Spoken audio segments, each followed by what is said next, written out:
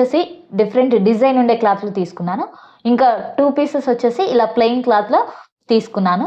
ఈ క్లాత్ యొక్క మెజర్మెంట్ వచ్చేసి చూడండి 4 ఇంచెస్ లెంత్ అలాగే 4 ఇంచెస్ విడ్త్ ఉండే విధంగా ఒక స్క్వేర్ పీస్ని అయితే కటింగ్ చేసుకున్నాను. చిన్న స్క్వేర్ పీసెస్ 2 అయితే తీసుకున్నాను. ఈ ప్లెయిన్ క్లాత్ ఉంది కదా, ఈ క్లాత్ని తీసుకోవాలి. ఈ క్లాత్ని వచ్చేసి చూడండి ఇలా ఇలా కార్నర్కి ఇలా ఫోల్డ్ చేసుకోవాలి. రెండు వచ్చేసి ఇలా కార్నర్స్ అనేవి ఈక్వల్గా పట్టుకోవాలి. ఈ స్క్వేర్ పీస్కి మనం ముందుగా ఫోల్డ్ చేసుకున్నాం కదా, ఈ క్లాత్ని ఇలా 2 కార్నర్స్ ఒకవైపు వచ్చే విధంగా ఇలా పట్టుకోవాలి. ఇలా పట్టుకొని ఇటు సైడ్ ఒక కార్నర్ ఉంటుంది కదా ఈ క్లాత్కి, ఈ కార్నర్ మీద ఇలా పెట్టుకోవాలి. ఈ విధంగా పెట్టుకోవాలి.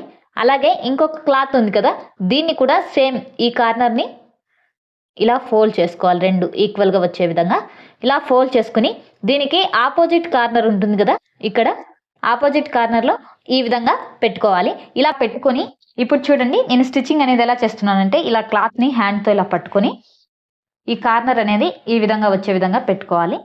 ఈ కార్నర్ నుంచి స్ట్రైట్గా స్టిచ్చింగ్ అనేది చేసుకోవాలి.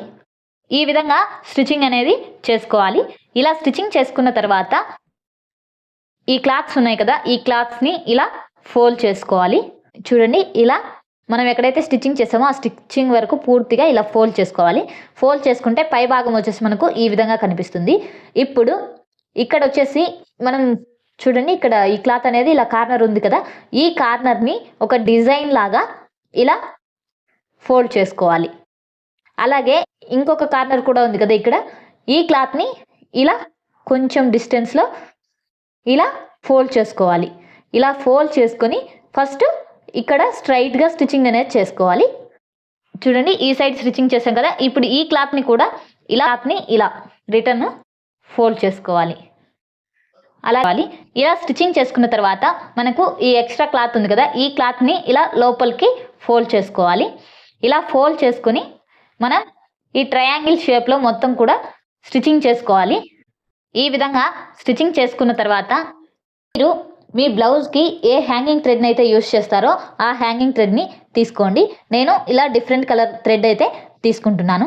ఇప్పుడు ఈ థ్రెడ్ని ఇలా మిడిల్లో పెట్టుకోవాలి. ఇలా పెట్టుకొని ఈ క్లాత్ని ఇలా ఫోల్డ్ చేసుకోవాలి లోపలికి. ఇలా ఫోల్డ్ చేసుకున్న తర్వాత ఈ పైన వచ్చేసి పైన క్రాస్లో స్టిచ్చింగ్ అనేది చేసుకోవాలి. ఈ విధంగా స్టిచ్చింగ్ చేసుకున్న తర్వాత ఈ క్లాత్ని ఇలా రిటర్న్ ఫోల్డ్ చేసుకోవాలి. చూడండి మనం రిటర్న్ తీసుకుంటే ఈ టాజల్ వచ్చేసి మనకు ఈ విధంగా వస్తుంది. చూడండి ఈ విధంగా వస్తుంది. చూడండి